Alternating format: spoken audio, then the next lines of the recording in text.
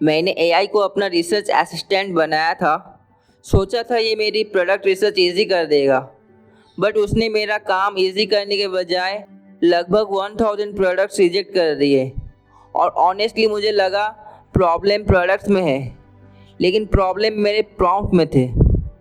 पता है, एक चीज़ मैंने रियलाइज़ की है, इस जर्नी में ऑलमोस्ट कुछ भी मेरे प्लान के हिसाब से नहीं हुआ।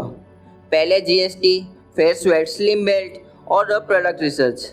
सच कहूँ, मुझे लगा था हीलियम 10 का सब्सक्रिप्शन लूँगा, 2-3 दिन रिसर्च करूँगा और एक विनिंग प्रोडक्ट मिल जाएगा, सिंपल।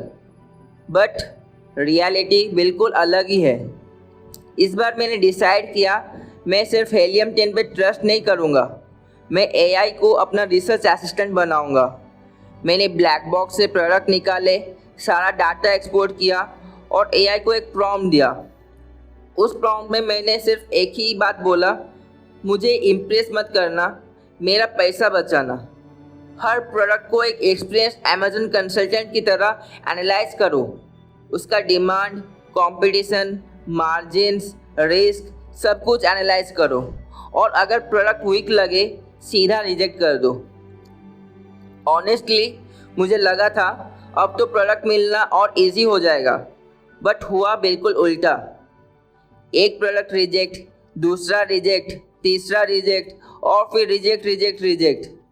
कुछ प्रोडक्ट्स का सर्च वॉल्यूम बहुत अच्छा था, बट मार्केट ऑलरेडी बड़े ब्रांड्स कंट्रोल कर रहे थे। कुछ प्रोडक्ट का रेवेन्यू स्ट्रॉन्ग था, बट इम्प्रूवमेंट का कोई क्लियर स्कोप नहीं था।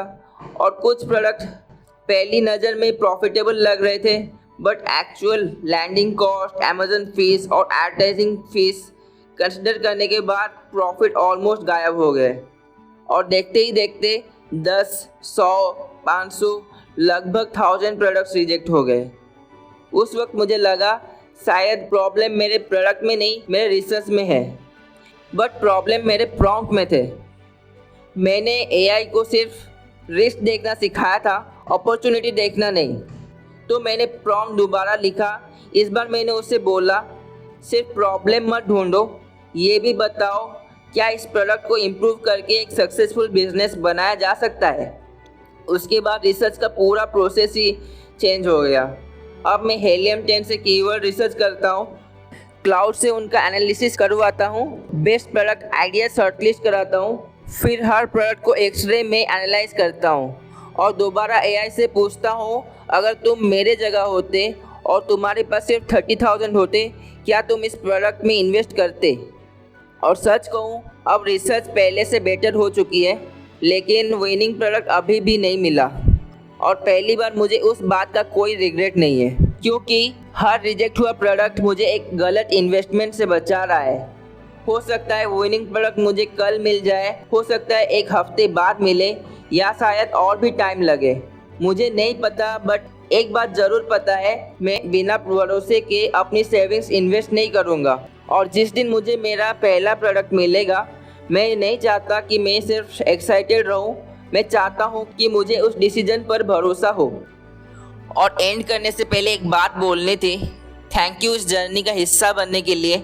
जब भी आप मेरी वीडियो देखते हो, कमेंट करते हो या कोई सजेशन देते हो सकता है आपके लिए वो सिर्फ एक छोटी चीज़ हो, लेकिन मेरे लिए वही छोटी छोटी चीज़ें मुझे हर बार याद दिलाती है कि मैं ये जर्नी अकेला नहीं चल रहा। मैं जेन्युइनली चाहता हूँ कि एक दिन जब ये जर्नी सक्सेसफुल हो, हम सब मिलकर पीछे देखें और कह सकें हम शुरू से इस जर्नी का हिस्सा थे। अगर आपको लगता है कि ये जर्नी कंटिन्यू होनी चाहिए और आप अपने इस दोस्त को लाइफ में ग्रो होते हुए देखना चाहते हो, तो बस अपना साथ बनाए रखना।